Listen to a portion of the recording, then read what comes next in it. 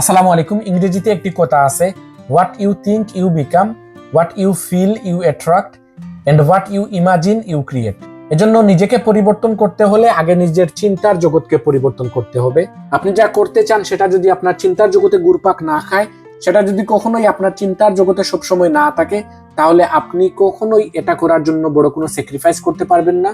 তাই আপনি যদি বড় কোনো কিছু করার স্বপ্ন দেখেন, বড় কোনো কিছু অর্জন করতে চান, তাহলে আপনার সেই জিনিসটাকে চিন্তার জগতে নিয়ে আসতে হবে এবং সেটা নিয়ে আপনাকে সবসময় ভাবতে হবে এবং আপনার আশপাশকে এমন ভাবে সাজাতে হবে যেন এগুলো আপনাকে আপনার লক্ষ্য অর্জন করার জন্য ট্রিগার করে এবং আপনার আশপাশ আপনাকে সবসময় আপনার লক্ষ্যের কথা মনে করিয়ে রাখে।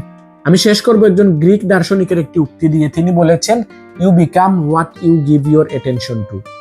Thanks for watching.